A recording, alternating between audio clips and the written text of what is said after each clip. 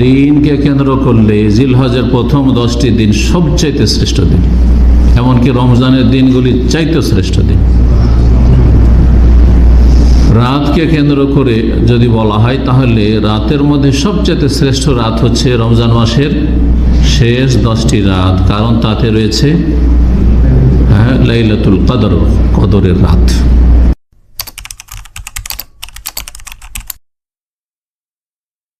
আজকে কয়েকটি পয়েন্ট নিয়ে আলোচনা করব। প্রথম যে বিষয়টি সেটা হচ্ছে এই জিলহজ মাসের প্রথম দশকের ফজিলত। এই মর্মে কোরআনে কারিমে দুটি আয়াত আমরা পাই বা দুটি জায়গায় আলোচনা পাই। সূরা ফজর আল্লাহ রাব্বুল আলামিন বলছেন ওয়াল ফজরে ওয়া লায়ালিন আশরে ওয়াশ শাফি ওয়াল ওয়াতরে, ফজরের কসম, ভোরের কসম বা ফজরের সালাতের কসম, ফজরের সময়ের কসম। দিন শুরু হয়, মানুষের কাজকর্ম শুরু হয় তখন থেকে। ওয়া লায়ালিন আশরা, 10টি রাতের কসম। এই 10টি রাত বলতে রাত বলে দিন, দিন বলে রাত। 10 দিন বাইরে ছিলাম মানে শুধু দিন কিন্তু না, রাত সহ। ওই রকমই 10 রাত মানে রাত আর দিন সহ। তো এই 10টি রাতের কসম, এর তাফসীর অধিকাংশ মুফাসসিরিনগণ করেছেন যে 10টি রাত মানে এই 10টি জিলহজের এই দিন রাত, এই জিলহজের জিলহজের প্রথম 10 দিন। ভালো মানুষ তারা আল্লাহর জিকির আজকার বেশি সবসময় আল্লাহর জিকির করবে, কারণ রাসূলুল্লাহ সাল্লাল্লাহু আলাইহি ওয়াসাল্লাম সহিহ মুসলিম হাদিস মা আয়েশা রাদিয়াল্লাহু আনহা বর্ণনা করছেন নবী সাল্লাল্লাহু আলাইহি ওয়াসাল্লাম সম্পর্কে, কানা রাসূল ইয়াযকুরুল্লাহ আলা কুল্লি আহইয়ানি, রাসূলুল্লাহ সাল্লাল্লাহু আলাইহি ওয়াসাল্লাম সর্বদা আল্লাহর জিকির করতেন, সর্বদা আল্লাহর জিকির আজকার করতেন।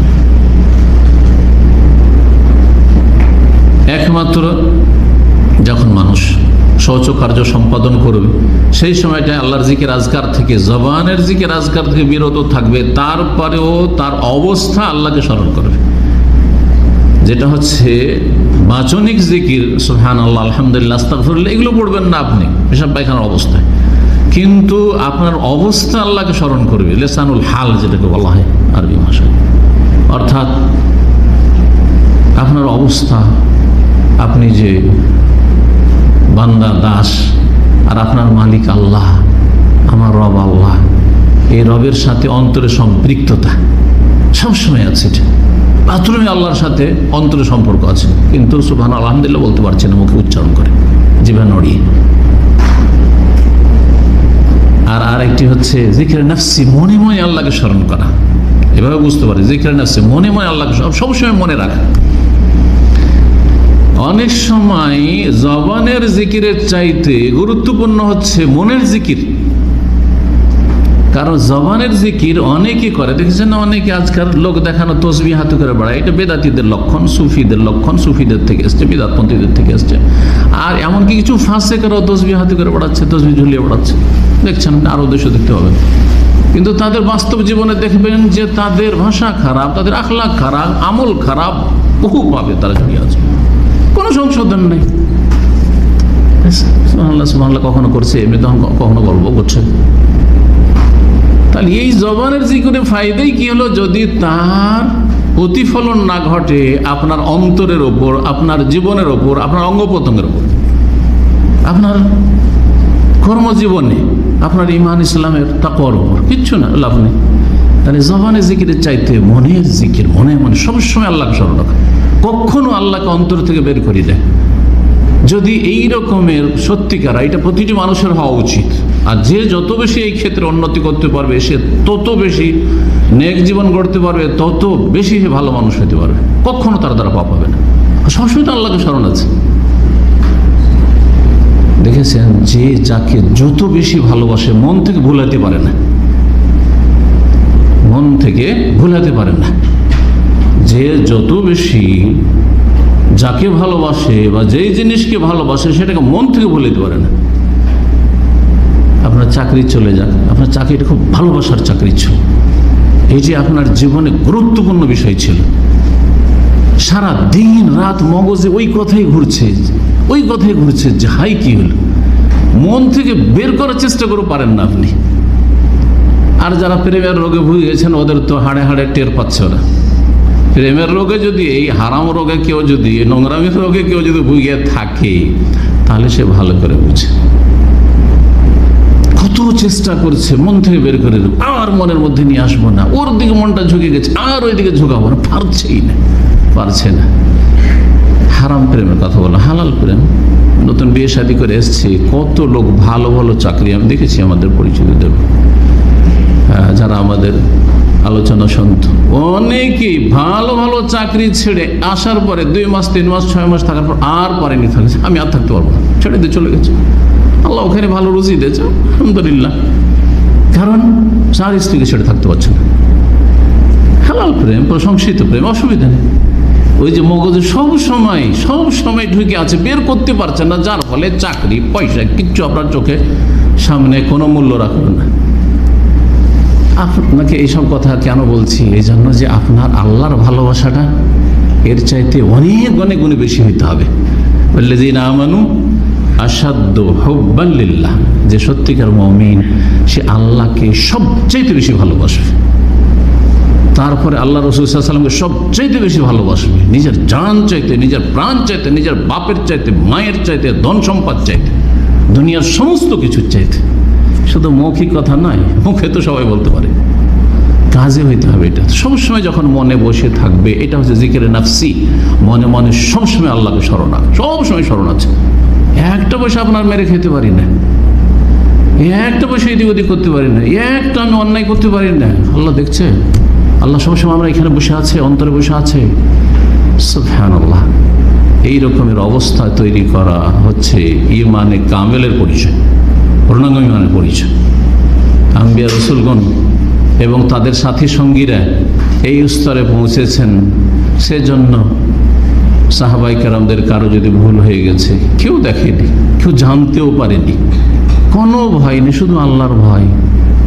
জাহান্নামের আযাবের চাইতে দুনিয়ার একটু লাঞ্ছনা, অপদস্থ হওয়া, মানুষের সামনে মানুষ জেনে নেবে, এবং বিবাহিত ঠিক আছে সংসার করে দিবে, একদিন তো মরতে হবে। এখন যদি আমি এই সাজা শাস্তি নিয়ে মরে যাই তো জান্নাত পেয়ে যাবেন। সাহাবায়ে কেরামদেরকে এইভাবে তরবিয়ত দিতে পেরেছে রাসূলুল্লাহ সাল্লাল্লাহু আলাইহি ওয়াসাল্লাম। কিসের ভিত্তিতে? ওই যে আল্লাহ স্মরণে আছে। এক মুহূর্তের জন্য ভুলে গিয়ে যে পাপটা হয়ে গেছে, আর থাকতে পারছি না, কি ভুল করে ফেলেছি, যদি হয় সাথে সাথে ফিরে আসবো। এমন না যে অহরহ পাপ হইতে আছে, কোনো ফ্যাক্টর নাই। পাপ করে যখন অভ্যাস হয়ে যায় তখন পাপই মনে হয় না। অধিকাংশ মানুষের অবস্থা আজকাল সোশ্যাল মিডিয়াতে পাপ করতেই আছে, অশ্লীলতা দেখার পাপ, অশ্লীলতা শোনার পাপ, আর তারপরে গালাগালি করার পাপ, খারাপ কমেন্টস করার পাপ করেই যাচ্ছে। সুতরাং এগুলো কোনো পাপ মনে হয় না। মহিলার দিকে তাকানোর পাপ, মহিলার খবর শোনার পাপ, কোনো কিছুই মনে হয় না, অনুভূতি শেষ হয়ে গেছে। এখন আসি জিলহজ মাসের প্রথম 10 দিনের ফজিলত সম্পর্কে। সহিহ বুখারীর হাদিস রয়েছে 916, আবু দাউদের রয়েছে, অন্যান্য আরো হাদিস রয়েছে। প্রসিদ্ধ হাদিস আব্দুল্লাহ ইবনে আব্বাস রাদিয়াল্লাহু তাআলা আনহু থেকে বর্ণিত, রাসূলুল্লাহ বলেছেন, মা মিন আইয়ামিন, এমন কোন দিন নেই, আল আমালুস সালিহ ফিহা আহাব্বু ইলাল্লাহ, যে কোন নেক আমল সেই দিনে আল্লাহর কাছে অধিক প্রিয় হইতে পারে। আহাব্বু ইলাল্লাহ, আল্লাহর কাছে বেশি প্রিয় হইতে পারে। মিন হাযিহিল আইয়াম আল আশর, এই 10টি দিনের আমলের তুলনায়। 10টি দিন একদিকে রাখেন তাহলে, আর বাকি অন্য দিনগুলি 360টা দিনের বাকি 350টা ওই দিকে, বাকি ওইগুলো দিন। তো এই দিনগুলির মধ্যে এমন কোনো দিন নেই এই 10টি দিন ছাড়া যেই দিনের নেক আমল এই 10 দিনের চাইতে বেশি আল্লাহর কাছে প্রিয় হইতে পারে। যে কোনো নেক আমল, সেটা জিকির আজকার হইতে পারে, সেটা আপনার নফল সালাত হইতে পারে, অন্য দিনগুলির নফল সালাত আর এই দিনগুলির নফল সালাত, অন্য দিনগুলির নফল সাদাকা দান খায়রাত, এই দিনগুলির দান খায়রাত, অন্য দিনগুলির উমরা আর এই দিনগুলির উমরা। এই জন্য হাজী সাহেবদের উমরা, এই হারাম মাসের উমরা সবচেয়ে শ্রেষ্ঠ উমরা।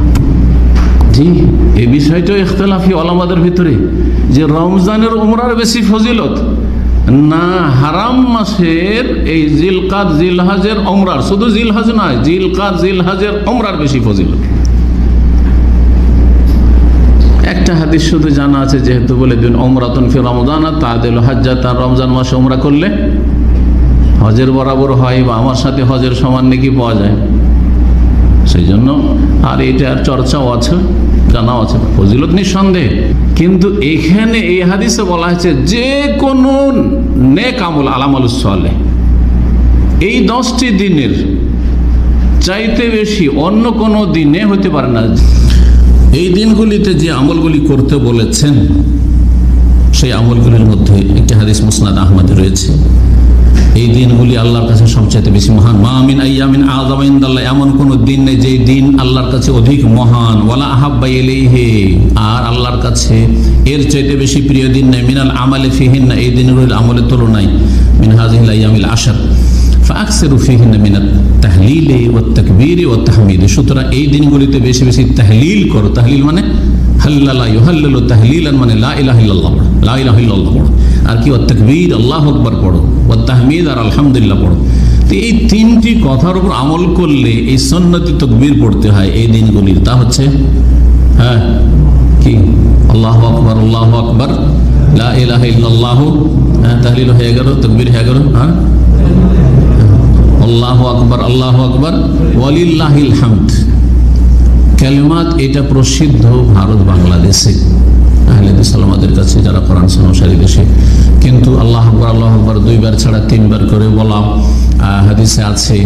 তারপরে আল্লাহু আকবার, আল্লাহু আকবার, লা ইলাহা ইল্লাল্লাহ, আল্লাহু আকবারের জায়গায় ওয়াও ছাড়া আল্লাহু আকবার, আল্লাহু আকবার, আল্লাহু আকবার, লা ইলাহা ইল্লাল্লাহ, আল্লাহু আকবার, ওয়ালিল্লাহিল হামদ, এইভাবেও আছে।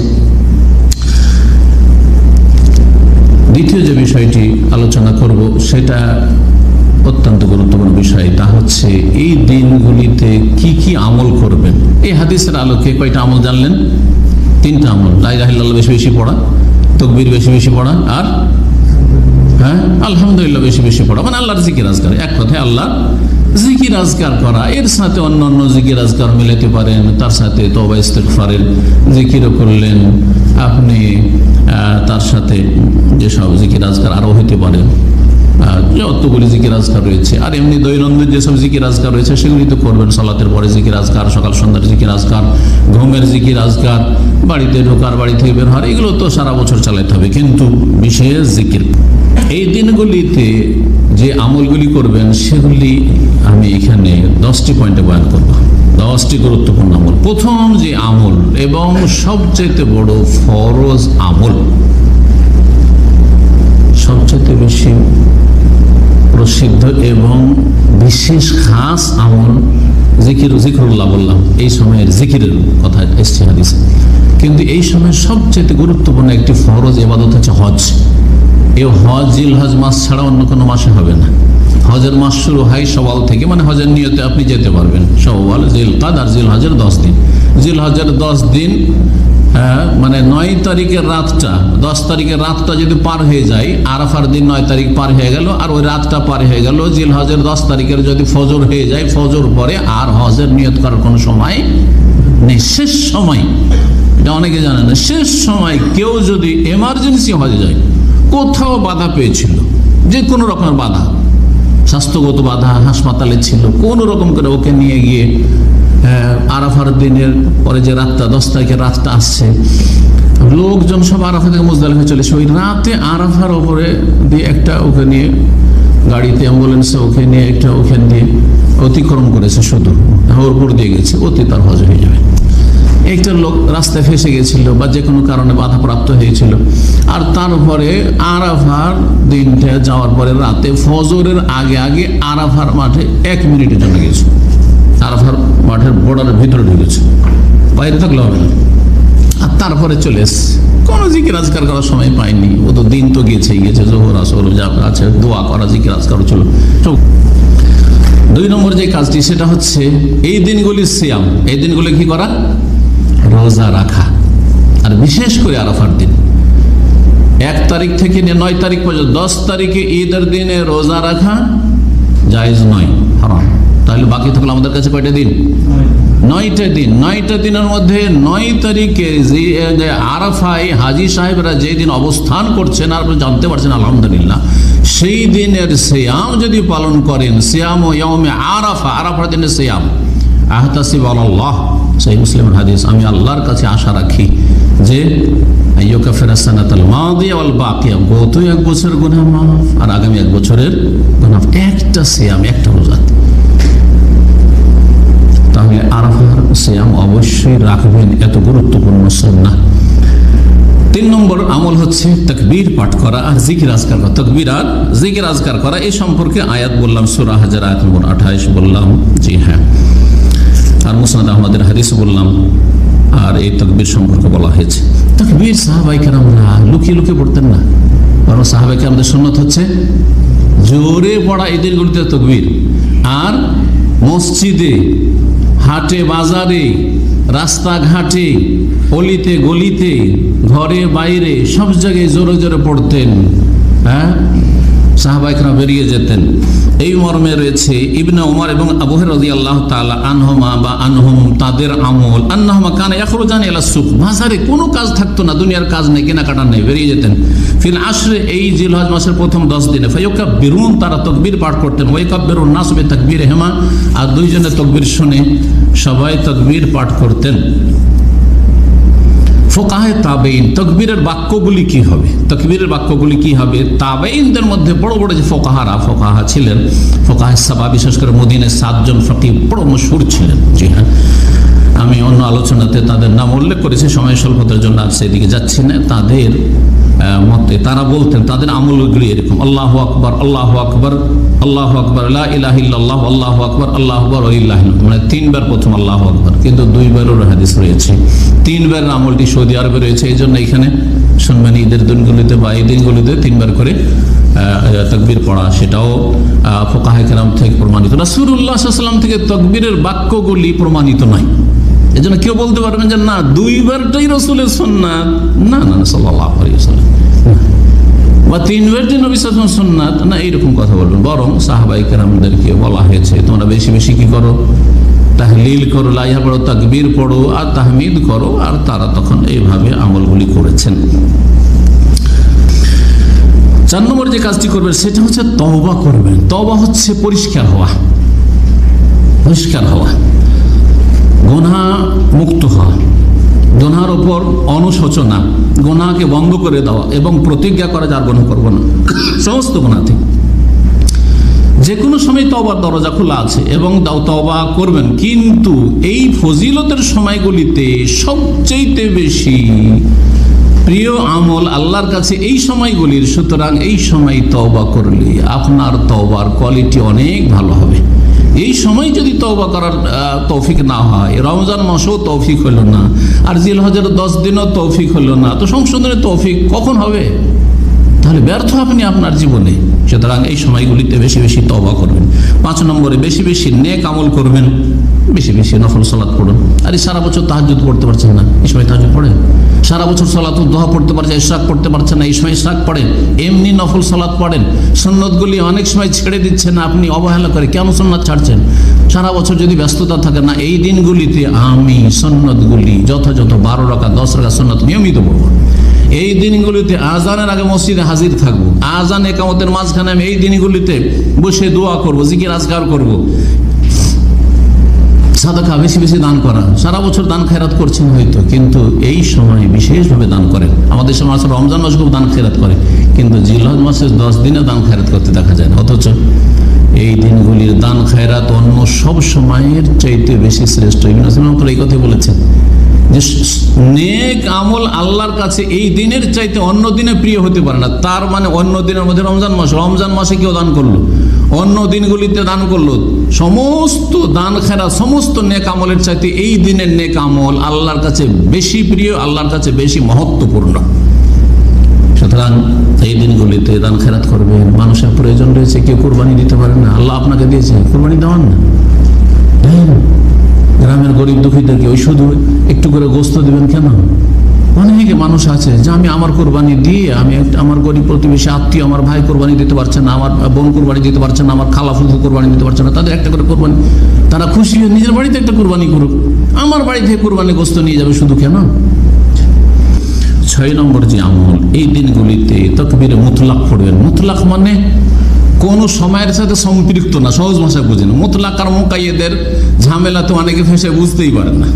মুতলাক মানে সবসময় তাকবীর পড়তে থাকে, যে কোনো সময়, সকাল বিকেল, সালাতের আগে পরে সবসময় পড়তে থাকেন।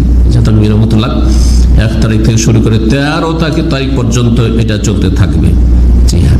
7 নম্বর যে কাজটি করবেন তা হচ্ছে কোরবানির দিনে সবচেয়ে উত্তম ফজিলতের কাজ কোরবানির দিনে, সেটা হচ্ছে কোরবানি করা, আল্লাহর রাস্তায় রক্ত প্রবাহিত করা। মানুষ অনেকে মনে করে যে কোরবানিতে শুধু আপনার যে মানুষকে গোস্ত টোস্ত খাওয়াবো ওইটাই সওয়াবের কাজ। না, জবাই করাটা সবচেয়ে বড় ইবাদত। কারণ আল্লাহ কি বলছেন, ফাসাল্লি লিরাব্বিকা ওয়ানহার, রবের জন্য সালাত পড়ো, রবের জন্য জবাই করো। জবাই একটা গুরুত্বপূর্ণ ইবাদত, যেটা অনেকে বুঝি না। এই জন্য নিজে কোরবানি করা সবচেয়ে উত্তম। বিসমিল্লাহ আল্লাহু আকবার, নিজের কোরবানি নিজে জবাই করলেন। কোরবানি করা, রাসূলুল্লাহ আকামা রাসূলুল্লাহ বিল মদিনাতে 10 সিনিন ইউদাহি, 10 বছর রাসূলুল্লাহ মদিনায় অবস্থান করেছেন, প্রতি বছর কোরবানি করেছেন। কোরবানি একটি গুরুত্বপূর্ণ ইবাদত। যারা হাজি নয় তাদের জন্য কোরবানি উযহিয়া, আর হাজিদের জন্য হাদি। হাজিদের জন্য কি, হজে তামাত্তু করান করলে হাদি, সেটা ওর নাম হাদি। 8 নম্বর কাজ যেটা যারা কোরবানি দিতে ইচ্ছুক, তারা বাড়ির যে দায়িত্বশীল কোরবানি দিতে ইচ্ছুক, যারা অন্যান্য সদস্য আছে তারা তার আওতাভুক্ত নয়, তা হচ্ছে কোরবানি যখন দেওয়ার নিয়ত আছে, তাহলে চাঁদ উঠে গেলেই আর আপনি চুল কাটবেন না, কোনো পশম ফেলবেন না, নখ কাটবেন না, শরীর থেকে কোনো কিছু কেটে ফেলবেন না। আর দাড়ি কাটা সবসময় হারাম, দাড়ি কাটা সবসময় হারাম, শুধু এই দিনগুলিতে নয়। সম্মানিত দ্বীনী ভাই ও বোনেরা, আশা করি শায়েখের আজকের এই গুরুত্বপূর্ণ আলোচনাটি আপনার জীবন চলার পথকে আরও সুন্দর করবে। বছরের শ্রেষ্ঠ এই 10টি দিনে আমরা যেন রোজা রাখি, অন্তত আরাফার রোজাটি যেন মিস না করি। বেশি বেশি তওবা করি এবং কোরবানি দিতে ইচ্ছুক হলে সুন্নাহ অনুযায়ী আগে থেকেই নিজের নখ চুল কাটা থেকে বিরত থাকি। চলুন এই বরকতময় সময়টিকে অবহেলায় নষ্ট না করে আল্লাহর প্রিয় বান্দা হতে সচেষ্ট হই। আজকের আলোচনা নিয়ে আপনার কোনো প্রশ্ন থাকলে তা কমেন্টে জানাতে ভুলবেন না। আল্লাহ আমাদের আমলগুলো কবুল করুন। আসসালামু আলাইকুম।